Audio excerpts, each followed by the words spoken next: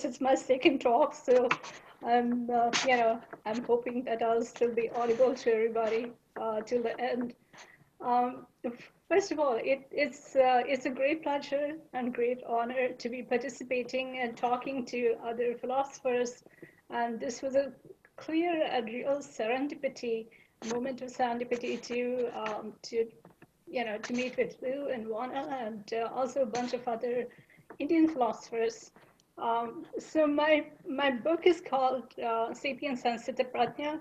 It's a comparative study of the concept of wise person from the points of view of Stoic Seneca, the Bhagavad Gita, and I'll pull in a little bit of Upanishads or maybe a little bit of Greek philosophy in it as well. And it was really interesting to hear Massimo talk about Stoicism, so you're already very familiar with various concepts, and Sky talk about various concepts and ambiances, concepts and sort of like, various different aspects of the concept of happiness. I'll be touching upon a lot of those points, and I'll tell you a little bit more about myself as we go along. So I guess I need to present some slides, Lou. Would you be giving me a co-host? Would you make me a co-host? Yes, of course. You want to share slides with us? Yes. Yeah. Let me just take care of that now. Yeah, that'll be very helpful to stay on track. Otherwise, yes, fine. I can just keep talking about. Well, I just typed the title of your book into the chat for everybody, if I've spelled it correctly. Thank you. And you're welcome. It's a Sanskrit word. So the first is Sapiens is Latin, Siddha Prajna is Sanskrit. And I see that there are some people in the crowd who definitely know Sanskrit. I think Rick does. Yes, there were a lot this morning, of course, but they already know you. I mean, the Indians think I've pretty much gone to bed now. I'm sorry I missed the morning session. Well, you're now co-host, so feel free to cool. share your screen.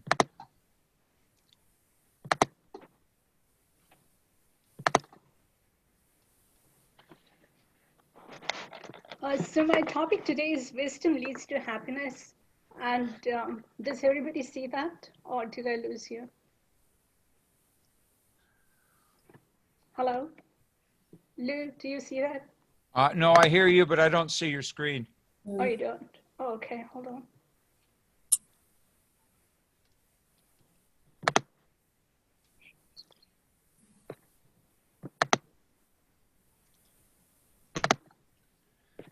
Okay.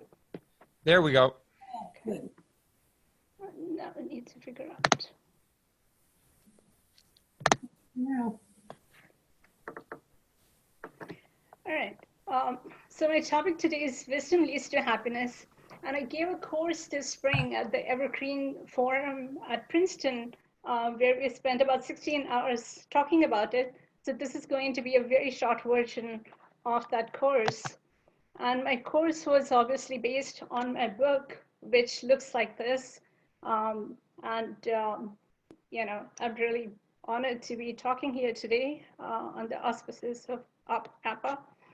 And as I mentioned, that this is a comparative philosophy between Seneca's Stoicism and the Bhagavad Gita. And believe it or not, but the research ideas sort of like, started, and my thinking about this started in the fall of 1992 when I was studying at King's College London. And when I was listening to the lectures on Stoics, I felt like, there's a lot of similarity between Stoicism and some of the Indian concepts. But it took me some time to figure out that I was really thinking about the Bhagavad Gita and the concept of Siddha Prajna, who is also sort of like, the wise person of the Gita, and Sapiens would be the wise person of Stoicism. So after spending some time at King's, I went back to Pune University, where I'm originally from, and I started reading the Gita in Sanskrit and started talking to various Gita scholars, and the idea sort of like, started coming together. So this is my interpretation of how there are a lot of parallels between the two philosophies, and they work towards the same goal of creating a community or creating a very functional and you can say happy community. Uh, but then how does happiness sort of, come in the question, like what is the connection of happiness to this? So I have to say that, the way I'm going to present this topic today is starting from happiness and ending into happiness. So a lot of questions in the beginning about, what is the need for happiness and also what is the connection of happiness. So my own curiosity initially was the concept of happiness, and I wanted to, sort of figure out a lot of answers to my questions about how to be happy, and not just how to be happy at one point, but how to continue being happy. Like I always thought that if I just discovered what it means to be happy or how to be happy, I can probably continue being happy, for the rest of my life. So that was sort of like, naive concept that I had and that I started doing research on. And ultimately, I realized that, I found some actual solutions in Stoicism and the Gita. And of course, it's one thing to find solutions in the books, and it's another thing to be able to apply those solutions into your real life. And all of that took me quite some time. So it took me almost 10 years to finish this thesis, to finish this work. And by the time I published my book, which is only last year, so you can imagine like between 92 to 2019, there was a very large gap of time. So let me just walk you through some of these ideas that I was questioning and confused about. So what is the need for happiness? Is it necessary for us to be happy? And where does happiness fall, sort of like, in the hierarchy of, let's say, Maslow's hierarchy of needs? Is it delusional to be happy? If you're happy at some point, like, is it because we have some kind of non-knowledge of happiness or ignorance that, we just believe that we are happy? Are we deluded in it? So avidya is a Sanskrit term which means ignorance and non-knowledge. What is the default level of happiness and does it change? So if you got $1 million lottery and that seriously changes your financial well-being, then does it mean that you continue, I mean, you become very happy and then you continue to be happy, for the rest of your life? Or is it something, that your default level of happiness does not change no matter what? Is it safe to be happy? So do you invite envy or jealousy of other people? Or let's say, inviting an evil eye? Or for example, how evolutionary biology would put it, it's not really safe to be happy because when you're happy, you're distracted and then you're not watching out for, the next crisis that is coming your way. What is lack of happiness? Do you describe it as confusion or misery? Sometimes it's far easier to understand sort of the opposite of happiness than to understand happiness. So if we have a lot of confusion in our mind, why does it neutralize happiness? Like, why doesn't confusion solve itself in one part of our mind and let happiness be in another part of our mind? Why does misery feel real but not happiness? Like this will take you to Buddhism. So misery is very real. If you ask somebody, how are you feeling today? And if they're not well, they would know instantly that they're not feeling good or they're miserable. But if you ask somebody who is feeling more or less happy or chipper and say, how are you feeling today? They're not necessarily going to confess that they're happy because they may not even know it, or they may not feel that they're happy enough to say that they're happy. Does fame or money bring happiness, or does it only bring utility? So these are all the questions that we need to figure out. And when do we admit that we are happy? Probably never, but then that's a separate story. So the central problem in my book that has sort of like, concerned itself throughout these generations since the time immemorial is how to behave, which really leads you to wisdom. Like, do we have the wisdom to know how to behave? And the corollary of that, that thesis is basically how not to behave. So perhaps if you understood how not to behave, which is like, coming out of non-wisdom or ignorance or avidya, as the Sanskrit word would say, then perhaps you would know how to behave. So having said that, we are going to look at some of the misconceptions about wisdom and about happiness before going into the Stoics and the Gita's philosophy. And then I'm going to try and show you how these misconceptions are actually related to various principles from both these philosophies. So let's say if you're required to make a decision about some course of action, and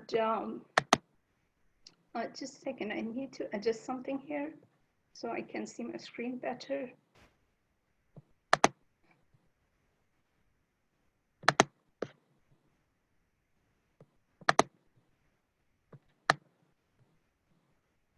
Okay, this will do. So when we are talking about misconceptions about wisdom, it's normally at a point of time when we are trying to choose a course of action and we are trying to decide on some situation which may be presenting itself as more complex than we are willing to deal with. And so here are a number of reasons that we can come up with to say that this is too hard to make a correct decision. So one could be, I don't know enough, so I can't decide. I don't know all the details of the situation, so I can't give you good advice. So this is really coming out of ignorance or lack of katikonta, as the Stoics would call it, which is appropriate action. The second reason could be, I really don't care. This is not my call. It's not my business. And if the other person doesn't care, why should I? So this shows, sort of indifference to the situation or lack of concern for the society. Now, the Stoics had, a concept for indifference, and they considered various things that we prize in our normal day-to-day life, such as wealth, health, pleasure, beauty, as important. But the Stoics said that those are indifference. They're positive indifference, but they're still indifference. That they shouldn't make an impact on us for us to decide on something. But this is different. This is indifference in the sense like, I don't want to get involved in this, no matter how bad that situation might be. Another reason might be the law allows this, so this can't be unfair. Now, we have seen a lot of amendments of the Constitution, so we know that not every law is actually completely fair. And people can have different opinions about it, but as long as the law exists and you're within the constraints of the law, then nobody can question, your wisdom on that matter. But to go one step ahead of that, from the wisdom point of view, we can still, question a practice that is not completely fair and just. Another point of view could be it benefits someone else and it doesn't benefit me, so I don't need to do it. And this shows the lack of oikeiosis, which is another Stoic principle, which talks about belongingness or familiarity. Why should I worry about poverty? It's the government's problem. I can't make everybody rich enough to have a good lifestyle. Um, but again, that shows a lack of concern for humanity in the sense like, even if you help a few poor people, it's still important than not helping anybody. Why should I be the big guy? They should apologize first. Let's say there's a fight and, we care for the other person to some extent, but we don't want to be the one saying sorry. So this shows like, lack of anger management, shows the ego or ahankara in Sanskrit. I'm not spending my money on this, which shows that we have concern for oneself, but it's not translated in concern for the others. So if somebody has a specific financial need, but if it doesn't really sort of, connect with your need of any kind, then you're not required to do this. But that's generally your reasoning, which will put you out of the wisdom criteria. I'm so confused about something. He expected a bribe in 2020. So we understand that bribing is not a good thing.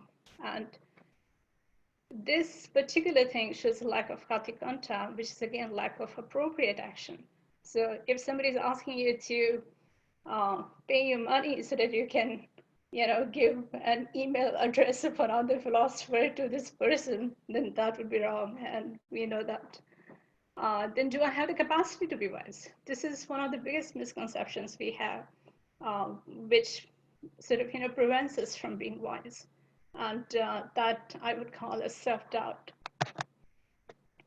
So now we'll take a few more examples of misconceptions about happiness and what is it that stops us from being happy or from trying to be happy. So the usual question we ask is, why me? What have I done to deserve this? We normally never ask the question when something is going well for us. It's like, why me? Why are there so many people who are not in as good a condition as I am, and why me? What have I done? That question just does not come up. So the question, why me, only comes up when there's something which is supposedly wrong with you or is not up to your expectation level. And so we, get frustrated and we say, why me?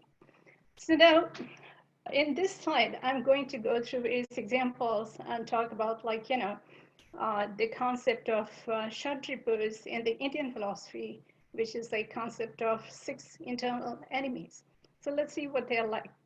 So one example would be, I like someone, but they don't like me. Why? How can it happen? And this would be the internal enemy called kama or lust. I'm mad because I don't like the situation. This would be an example of krodha or anger. The phone stopped working again. I need a better model. So instead of trying to fix the phone, we want to buy something which is more expensive, hoping that that would solve the problem.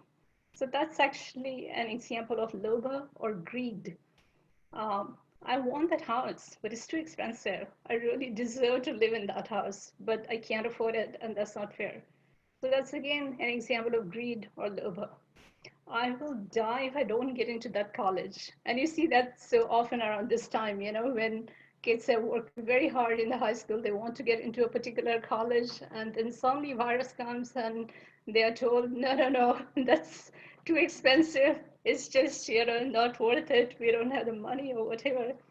So that's an example of moha or attachment, that we don't even know what it feels like going into a particular fancy name college, but at the same time, we have somehow associated our sense of identity with that college, and if you don't get it, we get into trouble. I need the diamond necklace more than I need food. And this doesn't happen. This is probably not a good example for philosophers, but this is a very common example that you sort of set your mind onto something, whether it's diamond necklace, whether it's, a particular restaurant you like going to, or whatever you might like, which is out of your boundaries, out of your budget, and you say, I have to have that. So that's another example of moha or attachment. The next example is, do you know who I am? How dare you talk to me like that? Which is like, when somebody insults you, you suddenly sort of spring up to your feet and say, who do you think I am? And that's an example of mother or pride to show that, we have to manage our social hierarchies here, otherwise don't talk to me. But that's not really appropriate either. Um, that person got promoted over me, seriously. This is another very common problem in the corporate world, and it shows pride or mother without going into the analysis of why the management decided to promote somebody else and not us. The last two examples show matsar, the last internal enemy or jealousy, and they come in the form like, oh, I can't believe he married her, or I can't believe that she married him, and sort of not giving anybody due credit, but just sort of like, feeling envious of them. Or he has $1 million grant. Is that fake money or real? So obviously, if somebody else gets $1 million grant, it just can't be true that they deserve it. There must be something else going on that we are not aware of. So the point is that there are all these what the Indian philosophy calls as internal enemies or shatribus, which actually prevent us from being happy. And then we just conclude that, happiness is not possible. I cannot be happy. There's just so much going wrong in the world. And how is it ever possible to make things right? So having said that, um, the combination of Stoicism and the Bhagavad Gita presents us this argument which goes from wisdom to virtue to happiness. And I'll present the argument first, and then I'll go into the details of how that takes place. So the argument for wisdom is, if it's the right thing in the situation, that'll be my choice of action. So wisdom teaches us to choose the right thing or what the right thing is. Then virtue would teach us to do the right thing, to implement our wisdom in action. And that comes in the form, I have the satisfaction that I chose the right course of action. And the third is the example of happiness. And that comes in the form, I feel good about having chosen and done the right thing. So Stoics, and I focused on Seneca for my research, would say that knowing the right thing and doing the right thing results into happiness and peace. And the karma theory of the Bhagavad Gita would say something similar, that you need to know what the right thing is, and you need to implement it, and that results in peace and happiness. So what are some of the illustrations of happiness? So here, again, we'll see some examples and we'll see what theory they belong to. So it feels good to be a first responder, especially during this time of the pandemic. And the virtue here is courage, that we have the courage to, be a first responder or be a doctor or be a hospital staff when it's considered pretty dangerous. But this is really the time when our community needs us. It feels better when I take care of myself. So that's the wisdom.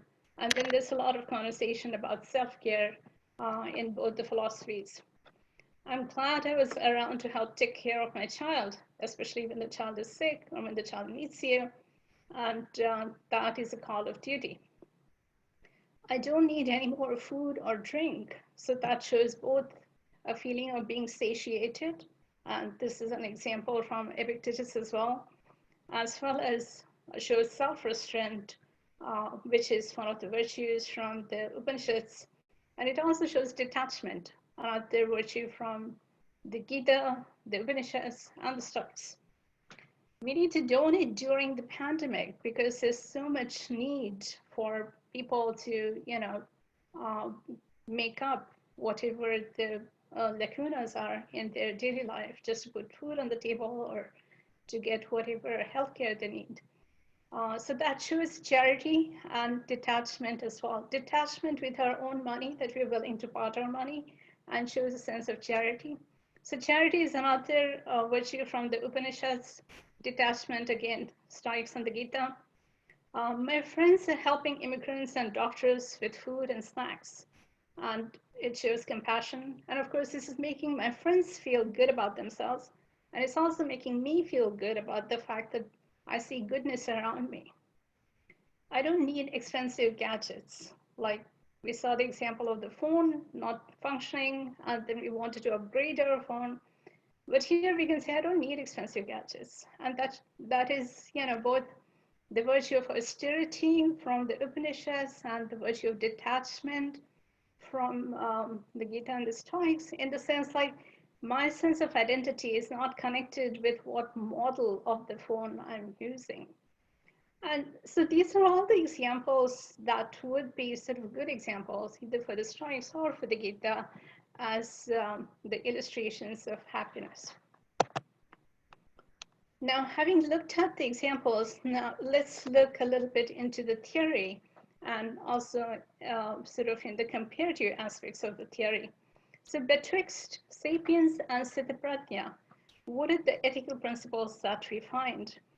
And one of the most interesting things for me during my research was the fact that both both cynical stoicism as well as the second and third chapter of the Gita, talk about this concept of wise person who is also a happy person, and they are that way because they are following all the ethical principles. So it's not the kind of thing that you become happy because you find the right flavor of ice cream and that makes you happy, or because you're able to go to a fancy vacation spot and therefore you're happy. But they actually present you an argument of how it's the following of the ethical principles that makes you happy, and they also try to show you how this happiness is sort of like it's not like a one-time deal. It's for you to enjoy throughout your life, provided, of course, you follow the ethical principles throughout your life. So for the Stoics, the sapiens has these following characteristics, and some of them were mentioned in the earlier talk as well. So arete is really excellence, and it gets used as virtue. And here, I'll show you the parallels in the Indian philosophy, is the idea of excellence, that whatever you do it in the excellent way um, as possible. And then the four cardinal virtues, which are proposed by the Greeks and used by the Hellenic philosophers as well, like courage, temperance, etc. And and to that, Seneca adds one more thing as virtue, which is doing the right thing. So knowing the right thing is a part of wisdom, and virtue lies in doing the right thing. Then Stoics also make two different, they make a slight distinction between appropriate action and right action, and they call it kategonta and katorthama. So kategonta is the appropriate action, which is something that we should be doing all the time. And right action can be very difficult sometimes, but the morally right action should be really your goal. So a simple example that I like to give is that if you want to follow a very strict diet, and if it's too difficult for you, then at least you should do the appropriate action of eating healthy food, and then move on to the right action, which is like eating only the restricted food. The next concept is oikoiosis, or what belongs to oneself. And a very simple example again is like, your personal space is what belongs to you. And so that other people also have the concept of their personal space. And so not to encroach it, or likewise, that you wouldn't allow somebody else to encroach on your personal space. And this leads to the idea of justice, because you know what belongs to you, and as a result, what belongs to other people. Detachment, apatheia, is again very similar in the Gita as well. And detachment in the sense that detachment from other things as well as other people. And this doesn't mean that you don't have deep attachment or good relationships with people you're close to, but this means that you still have your own sense of identity, which is somewhat different from the other people who are very close to you, so that when something goes wrong with the other people in your life, you're still standing strong and are ready and willing to help them. Because if you don't have a sense of detachment, what happens is that whatever calamity befalls on other people befalls on you too, and then you're not able to, sort of help them. Likewise, detachment from your things is that, like, my computer or my phone or my whatever object that belongs to you is out there. It's not me. It's not my sense of identity. If you're driving a very simple car, then that's something that you're using. It's not, something that you're attached to. Or the example from Epictetus is that if I break my favorite mug, it's really a mug that's broken, and I just need to replace that and not worry about how it has a connection with me, or how I'm attached to it.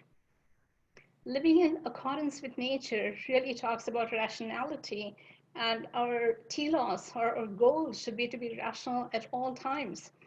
And that's not always possible, but we have to try and be as rational as possible. And some of and the combination of all these principles leads to happiness or tranquility. And the word for that is used as eudaimonia, which is good spirit, eudaimon. Of course, there are multiple Greek thinkers and even Stoic thinkers who translate these words sometimes slightly differently, but overall, it gets used as peace or tranquility.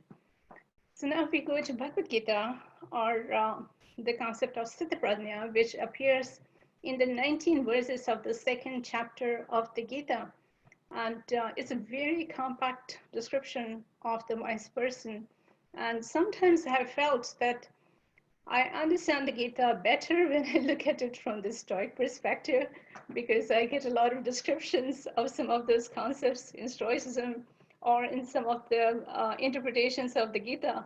But the Gita itself is a beautiful, compact, very concise text. And it really has sort of, an actionable quality to it, which is probably why it's been followed by, most of the followers of Hinduism. So the characteristics which define Sthitaprajna as a wise person are the following.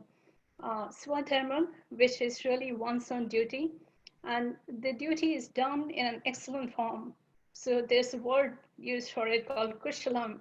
So whatever your duty is something you should be doing to the best of your capacity.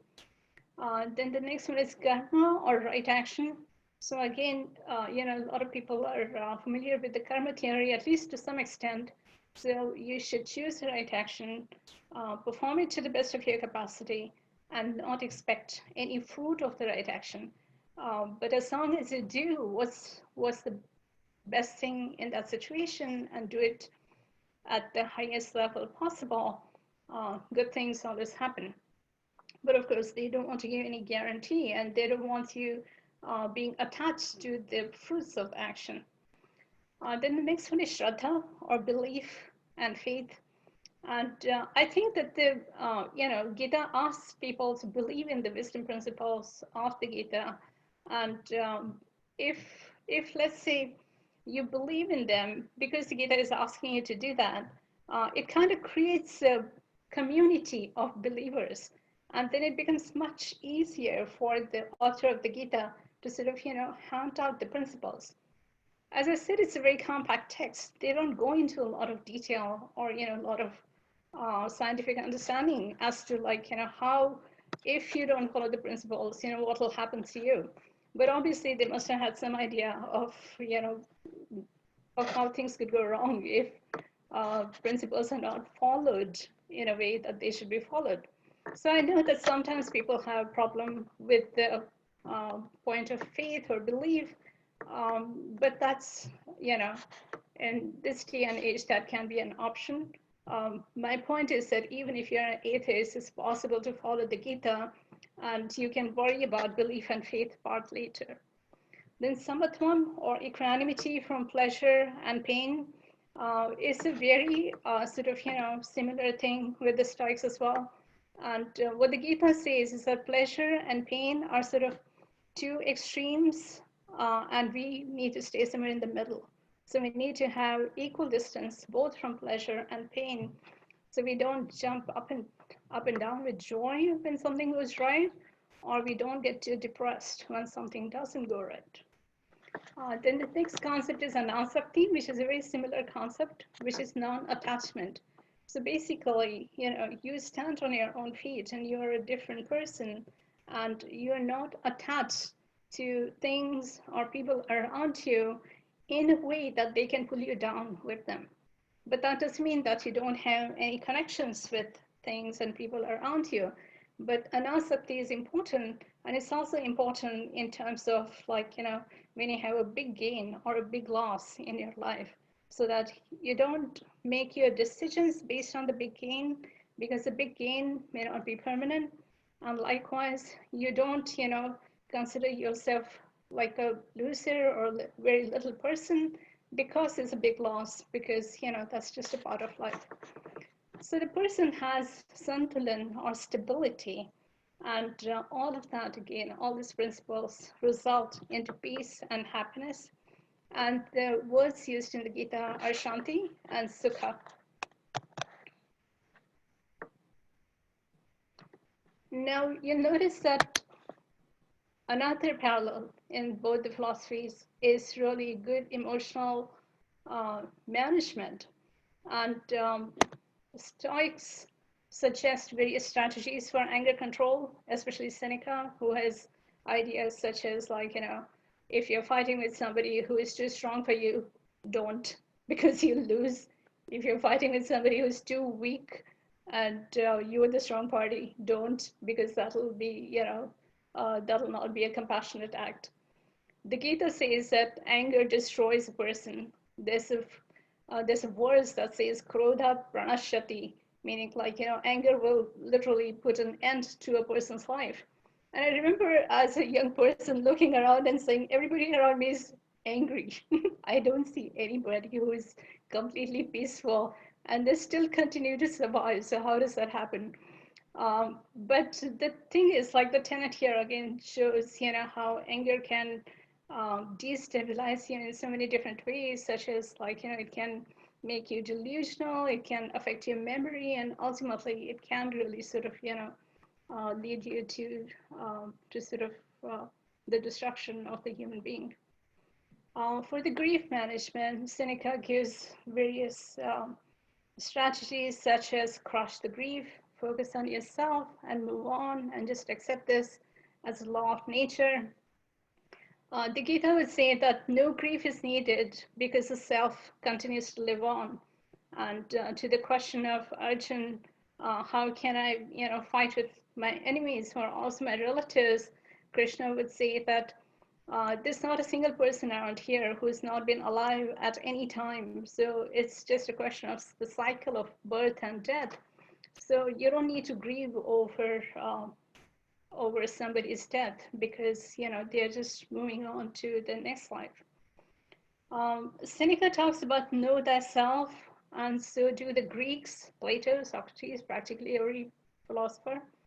And that's very important to know, like, who we are, what we are made of, and um, it's based on our knowledge of ourselves that we can figure out what the world is like, because otherwise we really don't have any idea what the other person is thinking or what their internal makeup is like. So we need to understand first ourselves before we understand other people. The answer that the Gita would provide is that you need to know yourself as an Atman, as a soul, as an individual soul, which is sort of, on its journey to meet the universal soul. So once you understand yourself as a soul, a lot of the things around you will start looking differently, in the sense, like, all the differences we have when we see that, men and women being treated differently, various different people from different classes, different backgrounds are treated differently. But all of that sort of, becomes immaterial, because everybody is just a soul, an Atman, or an individual soul. So know thyself is the concept used in the Gita as well, but slightly differently understood. A wise person does not err, and in that sense, he is divine. So it's very difficult to find a person who is so idealistic that they don't make any mistakes in life. And of course, to get to that stage, you have to practice wisdom for a very, very long time. But when you get to that stage, the person becomes divine, because they're doing something quite unimaginable for most of us who are still sort of, like, only trying to be wise. For the Gita, a wise person is always right, and hence the person is divine. And again, it's only possible for somebody to be always right, and they think that it can happen at any stage and age of life, and that's because they have this quality of divinity. And the next point occurs only in the Gita is that the wise person is also yogastha or samadhistha, meaning somebody who is sort of, engrossed in the yoga or engrossed in the samadhi stage. which really means like, somebody who is lost in meditation, so to say, or somebody who's completely engrossed in the meditation. And this technique is not seen in the Stoic philosophy. So this is just a slide for those of you who enjoy knowing a bit of Sanskrit, but I'll just go through it very quickly. So for the Gita, the person is a believer in the teachings of the Gita, and it says, "Ye yathamam prapadyate tansataiva bhajamyaham," or the person excels in swadharma, yoga, karma, sukhaushalam. We saw the concept of excellence earlier. The person has equanimity. There are two verses which talk about that. One is samatvam, yoga uchate, and being equidistant from pleasure and pain is samadukha sukhi kvitva labha labha jaya jaya. And talking about anasakti, you see nabhinandati nadveshti tasya pradnya pratishtita, which is don't get too upset or too excited. And a person like that has stable intelligence. This person attains tranquility of mind, which is nirmamo nirahankara sashantim adhigachati. And this is also shown in an analogy of the chariot, which occurs in the Katha Upanishad. And at the end of life, such a person attains nirvana. And I have to confess that I only added this slide at the last minute when I saw that there were some Sanskritists in the group. So this is mostly for your benefit. Okay, so what my research told me or taught me is when I compare the two concepts of wise person in the two entirely different philosophies, here's what I see as emerging out of my out of my research, that a wise person is endowed with both virtue and wisdom. Wisdom consists of making right judgments. Wisdom anticipates the capacity for dialectics, for defending one's action. And why is this important? Is because a lot of the times the wise person will do something which is very counterintuitive to most of us. It may not be a conventional action, and then they need to be able to defend that action as to why they're doing it, so that other people are enlightened, because there's always a danger if somebody does something without knowing why they're doing it, it can result into something catastrophic. Right action and right thinking together lead to integrity of thoughts and action. Virtue consists in following the wise choices, and a virtuous person is virtuous all the time, whether their actions are conventional or not, and partly because the concept of virtue really gets associated with the soul, and it's the choice of the soul. And if the soul has matured enough, or if a person has matured enough, they're not going to do something terribly stupid, even at other times. A wise person never errs, and as some of you know, Seneca's writing is so beautiful that he had a major impact on Shakespeare's writing. And I see that Shakespeare just turned it upside down when he says, human being are to err is human. Happiness consists in knowing that one has done the right thing at the right time. So this is really sort of like, the responsible kind of happiness, that as long as you know what you needed to do and you did what you needed to do, you can sleep happily for that day. Whatever a person chooses to do is for the good of the mankind. So sometimes things may look somewhat odd or different, but there's really a lot of long-term thinking or strategic thinking that's involved, which makes a wise person's action sort of like, seem which are good for the mankind, not just for the group of people involved. And a virtuous wise person, therefore, always enjoys peace and happiness. So then I would like to talk a little bit about the differences as well, so that it doesn't look like it's a completely biased interpretation of these philosophies. So there are three categories of differences: metaphysical, conceptual, and differences in the different usage of ethical concepts.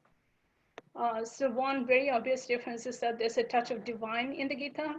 Uh, we we are only talking here of the second and the third chapter of the Gita, but the ultimate message of the Gita is very spiritual. And this divinity and Lord Krishna is a divine person in the Gita, who is considered the Godhead. There's also an idea of transcendental happiness, that the happiness of being being somebody who has achieved moksha, which is the summum bonum of life, and that makes people happy, and it gives them paramananda, which is the highest caliber of happiness. And once somebody reaches that stage, then there's just no chance that the person can be unhappy again. Conceptual. So again, this kind of happiness is absent in Stoicism because the idea of spirituality or divinity is absent in Stoicism. Conceptual differences are, the way the sages are described, or the disparate notions used in Stoic ethics. And some of the ethical concepts in the Gita, like the concept of dharma, which is also very, unique to the Gita. So the reason I focused only on the second and the third chapter of the Gita is because that is what talks about the jnana marga, or sort of the pathway of knowledge, or karma marga, which is the pathway of duty or action.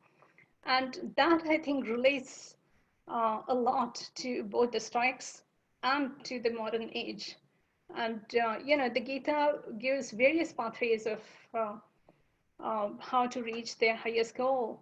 And even though in the Indian terminology we would always say that the highest goal is reaching moksha, uh, you can also think of it as reaching happiness, because you see that at the end of every, at the end of every theory of how happiness is achieved through that. So maybe a slightly disparate notion of happiness, but it's really applicable in different ways. So the Gita doesn't say that you have to follow all these pathways to reach moksha or to reach the level of happiness, but they say here, these are various options that you have, and you can choose what you like. So this is just a sort of like, bird's eye view of how a wise person in either of the system, sort of enjoys all these characteristics. And you see the apotheosis of all the ethical principles in the wise people. So for example, both sapiens and Siddhaprajna would enjoy mental stability and stable intelligence.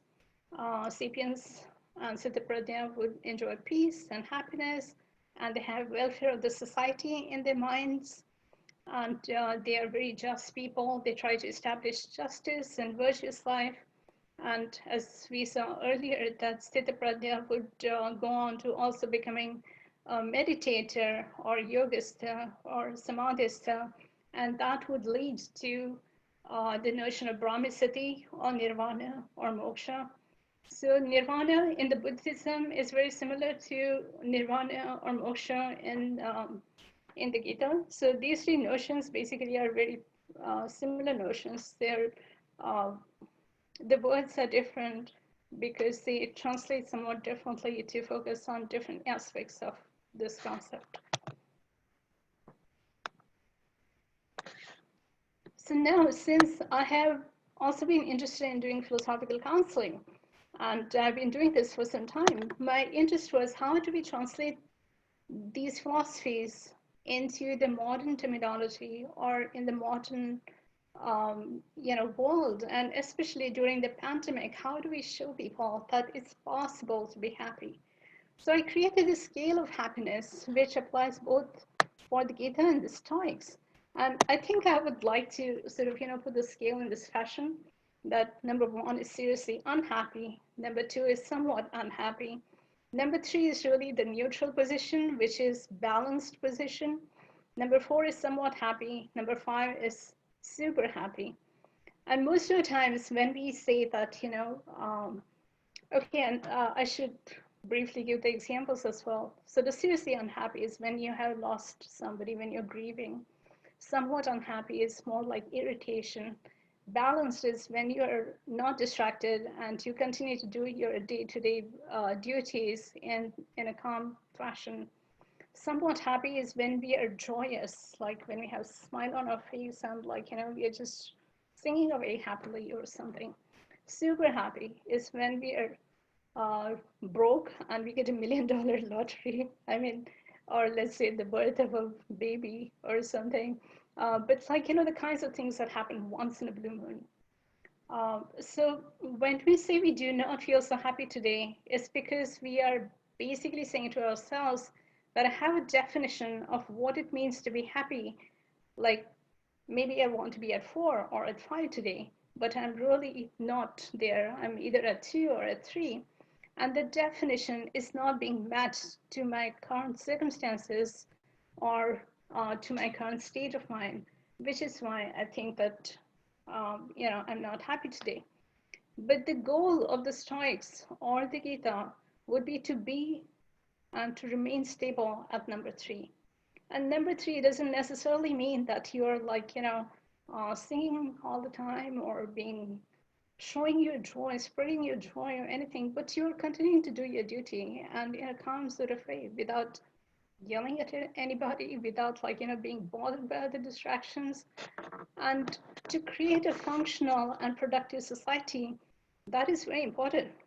So I think during the pandemic, if you're staying in our house and continuing to do our work, either online or in whatever fashion, looking after our family and making sure that we are contributing to the society in whichever way we can, I think that's still the description of a happy person.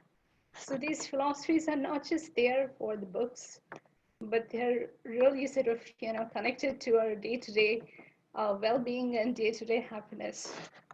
So I would like to conclude there. And I publish a lot of my writing on my blog, and my book is available on Amazon. So if anybody, wants to reach out to me or want to read more of what I've said today, please feel free to go to my website. So I basically tried to show you what our misconceptions are, what our problems are about wisdom and happiness, what are the philosophies telling us as a part of their guidance, and how it's connected to the world we live in today. And I hope that was worth your time. So thank you. Thank you very much, Ashwini. It's a wonderful and original presentation. Could you stop the share, please, so we can come back to our regular, thank you. Come back to the regular room. Perfect. Oh, yeah, perfect, yeah. Okay, and we have, your timing is impeccable also. Thank you. Very good. You kept right into our schedule. So we have then time for some interaction with you. And I hope we have some questions and comments from those who are still with us.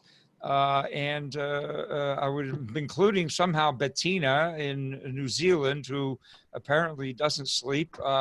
You've been with us the whole time. I'm astounded, Bettina, but that's great. So Ashwini, you've raised a lot here. And I will certainly invite any comments or questions if anybody wants to put their hand up or type in a question. Yes, Sarah, please. Sarah and then Keith. Sarah, unmute yourself. Sarah, wait a minute. You need to unmute your mic. Okay. You can hear me now? Yeah. Okay. Yeah, I was wondering, yeah, I agree that if you do these things, generally you'll be happy if you let go of attachment and all that. And but it kind of seems to me that it's not, I think there are saints who can do that, but it kind of seems to me that it's not everyone has the capacity to do these things. Some people have kind of limitations that aren't really their fault. Would you agree? I mean, or do you think that this is something that theoretically that it's humanly possible for anyone to do? Yes, and thank you. That's a question I get very often. So thank you for bringing it up. And sometimes I just start my presentation with that question.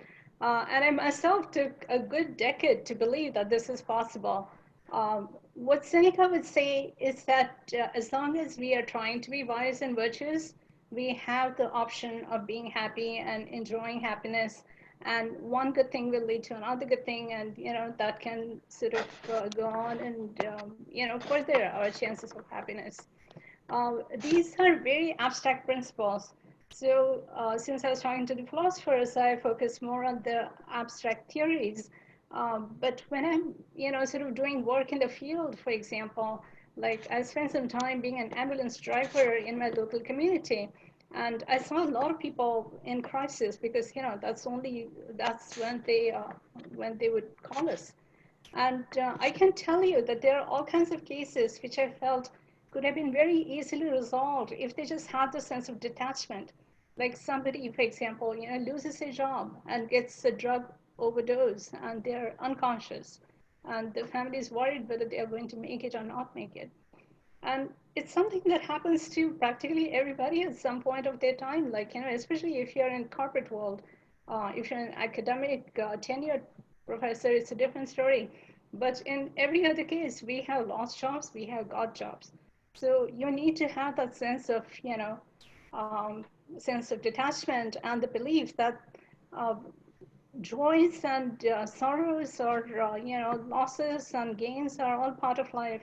So you just have to sort of somehow get through that period without completely losing yourself. Yeah, you have to, but it still seems to me not everyone is capable of that. That part is true, but then that is why they need to learn some wisdom principles. Does that make Sarah, sense? I would just add that everyone in this room certainly is capable of reading the Bhagavad Gita, for example. And if you read that, as I do often and regularly for, I don't know, now more than 50 years, there are some passages in there that will change you in small ways at first. But for example, there's really wonderful arguments. There's a dialectic in there to the effect that no effort on this path is wasted. Surely we all have different capacities to be effortful at different times in different ways. But the idea that no effort is wasted is a really wonderful thing. It's a conservation of moral energy, if you like, if I'm reading it right. So that would imply that anybody can make some effort. Everybody Yeah. can make some effort, Yeah. and that And no if, effort is wasted. So there's no downside to this. Is that fair, Ashwini? absolutely, yeah. There's even a little bit of effort pays you in a positive way.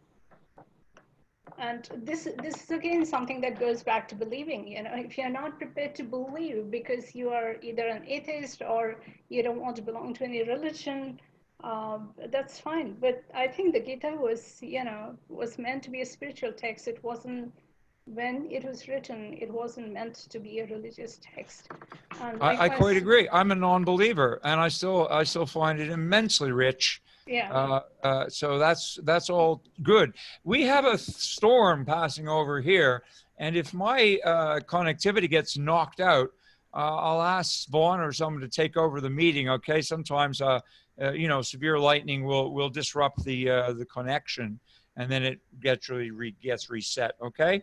So Vaughn, you're still with us. Can I nominate you just to take over, please, if I lose connectivity? All right. And now, Lou, John. you better make her a co-host, Lou, in case you're in control of the meeting. Yes, but Rick, I'll make you co-host because Vaughn is, with all due respect, not quite up to speed with the technology. Although she's obviously a great co-host, but she's not. She's a de facto co-host, not a de jure co-host. So let's keep her as de facto co-host, and I'll make you a de jure co-host. Okay? Technical. Yeah, I'll yes. keep the All right. blinds So open. you're the technical co-host, and she's the convivial co-host. So that way, Rick, if something goes wrong, we got two people in charge.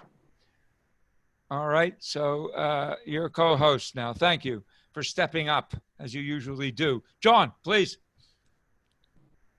there was Keith, I think, and John and Rick. So.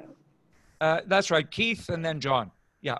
Sorry, if you're referring to me, Lou, I don't have a question. Okay. In that case, Keith does, but your hand is up. So. Thank you. Okay. Ashwini, I have a couple of things. One, thank you for discussing karma marga and the non-expectations of rewards, which is very conducive to the Stoic philosophy and similar with it as well. And I appreciate that because a lot of people don't make that distinction very well. The questions I have are reference to if you could apply bhakti yoga to your presentation, as well as relate Shikta Prajna to Prajna Paramita. It's John, right? Who is Keith, speaking? but that's okay. Oh, sorry. Yeah, I was very confused who was talking. I spent so much time trying to see who was talking that I didn't quite get the question. Do you mind just presenting it one more time? Sure. Do you mind addressing the concept of bhakti yoga in reference to the application as you're presenting it, and also if there's a relationship, or if you find a relationship between Shikta Prajna and Prajna Paramita? Okay. Surprisingly, this is another question that I've been getting very, very often, only lately. And in fact, my current book project is about the Bhakti Marga. And, you know, like the Bhagavad Gita, for example, presents all these aspects separately, but it also talks about them together. So there's Karma Marga, Jnana Marga, Bhakti Marga, and there is Bhakti Yoga, a chapter devoted to Bhakti in the Gita. And another book I could recommend to you is by Swami Vivekananda on the Bhakti Yoga. So Bhakti Yoga is again another pathway to reach moksha, and there you sort of like offer your faith to the Godhead, and then follow the principles.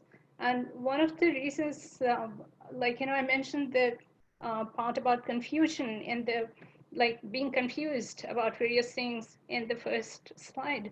So what happens in Jnana Yoga or Jnana Marga is that you offer your intellectual capacities, as a pathway to reach moksha. Like you analyze, you contemplate, you introspect, and you try to figure things out sort of through your reasoning and rationality, and then you sort of figure out how to get to the final stage. In the Bhakti Yoga, you offer your emotions, your devotion, and your positive feelings to the God, or to, in this case, it would be God, because the whole idea or concept of bhakti is to sort of, devote yourself to the God. And that love and devotion sort of helps us reach the moksha much easier. So in this particular path, confusion is really controlled because you don't ask a lot of questions. You're not trying to be rational. You're not trying to, assess things for yourself, but you're willing to take their answers, their solutions, and it's just a question of following them. So in some ways, Bhakti Marga is easier, especially if you're not given to, doing a lot of rational analysis.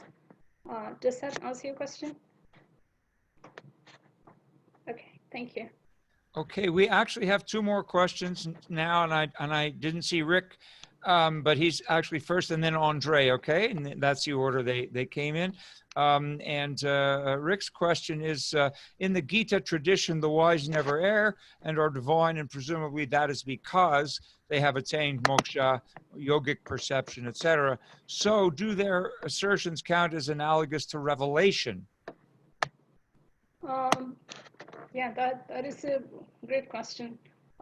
So, for example, if you understand the concept of sthita prajna, then there are again two ways of understanding it. At least the way I see it is that sthita prajna as a rational person who has achieved, the stage of happiness, is going to be, like how Stoics make a difference between fully functional Stoic and somebody who is on the way to Stoic. So if, let's say, if this person who is a Sthita Prajna And in the case of Gita is Krishna, who is a Sita Prajna. Then of course, whatever Krishna is saying is, revelation. If there's somebody who is like on the path to Sita Prajna, their words are still going to be like, far more meaningful than somebody who is like, not trying or whatever. So they would have more authority than the rest of us for sure. If you're thinking about Sita Prajna as a Krishna, then of course, full, complete authority. Does that answer your question? I suppose so. So a more particular question now that you gave the answer as a kind of spectrum is where would you put somebody like Satya Sai Baba or Nimkroli Baba or Swami Nityananda? These are not really incarnations of Vishnu, but they're alleged to be enlightened beings. Yeah, again, like, they certainly have more authority than we do because, we haven't spent years and years doing meditation. Sometimes I have to say that I find people just around me who have like, who have the capacity of gauging a situation far better than I do. And if that happens, I refer to them for that particular knowledge, Like, let's say if I'm talking to an economist who is well known to give me predictions about economy or, some theory about economy, I will refer to them. And I don't really worry whether they have done meditation or not, but I know that they have the authority. And it also goes back to the, another Indian philosophical theory in the Nyaya philosophy called Shabda Pramana, that if an authority figure talks about a topic, then they probably know more than we do. Thank you. Okay. Thank you. Thank you both. That was really interesting. Andre, you have a question for Ashwini, please. Yeah. So looking at this connection between the Stoic approach and the Bhagavad Gita. Yeah. Bhagavad Gita, okay. In terms of the way in which it deals with emotions, okay? Looking at it from the perspective of someone that is offering the work of philosophical counseling.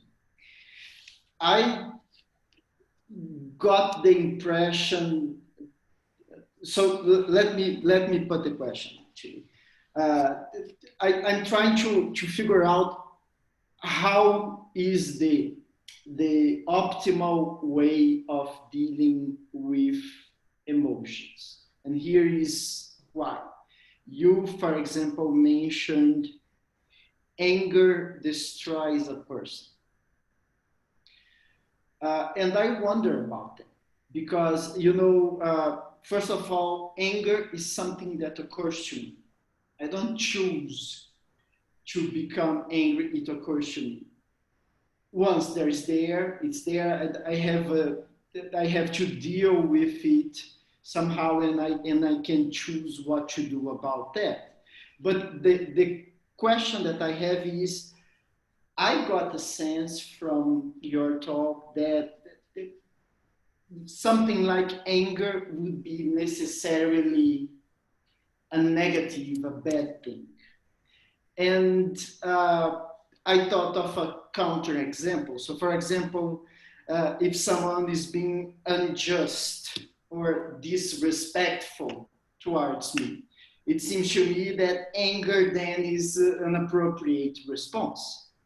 Of course, a different thing is once the anger is there, I can choose how to deal with the emotion, the anger itself, and I can choose how to act. But the fact that the anger in itself emerged, to me, just looks like an appropriate response. So that's the question. And that's another great question. So we actually had discussions about that, in Seneca. Like Seneca, for example, first of all, justice is a virtue, is a cardinal virtue. So Seneca would never say, like, let somebody be unjust to you. We have to protect ourselves for sure. But then the question is, how do you respond to somebody being unjust to you? Do you respond to them by anger, or do you respond to them by, what needs to be done. So on the one hand, Seneca would say that, avenging the murder of one's father is entirely justifiable. But on the other hand, he would also say that there's no point in getting angry because anger just destroys the person who is angry. It does nothing to the other person who is being unjust to you. So you have to react to that situation, but not by sort of like an emotional reaction. You have to take action to make the fields level and sort of counter their unjust act. But at the same time, if you get angry, then you're going to do something which is not very wise. So likewise, what the Gita refers to is that, Krishna doesn't tell Arjuna, don't fight the war. He says, go ahead and fight the war because we need to establish justice in the world. And to do that, we need you to be the hero of this war, to fight the war and to win the war. So you have to not only fight the war, but, win it with all your might. So the verse that I was referring to, where anger destroys a person, it talks sort of like in day-to-day life how that happens, and you're talking about like one incident when somebody would get angry, but the Gita is talking about like angry or being angry at all times. I mean, sometimes I don't know who would like to do that, but if you're just angry days on end, uh, you're going to end up to the sort of stage of destruction far sooner than you would think. Yes, Ashwini, thank you for that. I think that's a great answer. And if I might just add for Andre, two case studies that illustrate this really well in our times, I think, are Martin Luther King and Gandhi.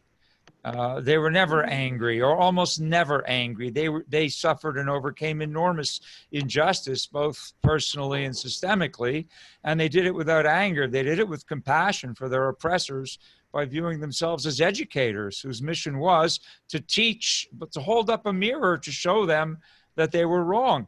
And that has to be done without anger. If you're angry, then you only entrench the other more deeply in the justification of their wrongness.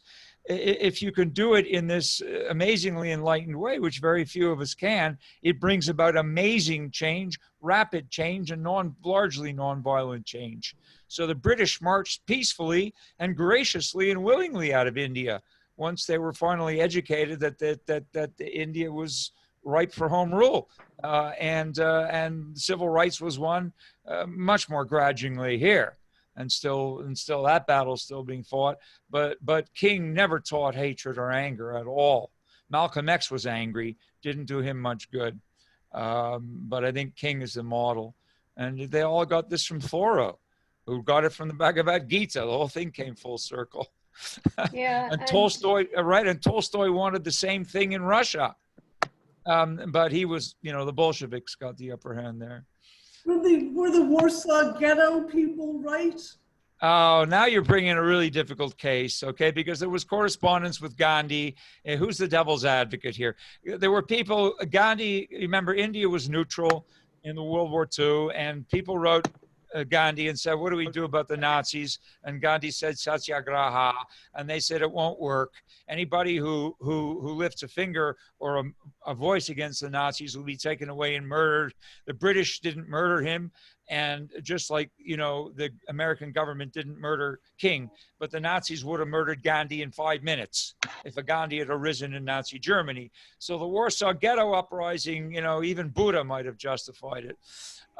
Seriously, but that's the real tough case, right? Ashwini, you have one closing comment for us, and then we take a break. Yeah, well, thank you for bringing all those examples. Those are actually my stock examples: Mahatma Gandhi, Nelson Mandela, Martin Luther King Jr. And they really, I think, are sort of, people who took this idea of the wise person very seriously. And they did amazing amount of good things to their communities. And if you notice that, Mahatma Gandhi's strategy of non-violence was very non-conventional, and yet he succeeded in persuading all the people in India, and he sort of made each one of them into a warrior for independence. And that was absolutely amazing and a very dignified way of, seeking justice. So in the end, I just want to say thank you once again. Thank you for your patient hearing. Thank you for giving this theory a try of worth hearing. And thank you, Lou and Juana, for giving me a chance. Thanks for a great presentation. Wonderful. Wonderful, wonderful. All right, now don't go away. Take a break, please. Have some coffee or whatever keeps you going at this hour. We have two more. We're into the home stretch now, and after the break, we come back at 4. We have our 11 minutes again, and then we're going to have two very different and I think equally, interesting presentations to come from Andre de Almeida and from our own Shanti, who always closes the program for us, come what may. So please take a coffee break, and we will resume at 4 o'clock.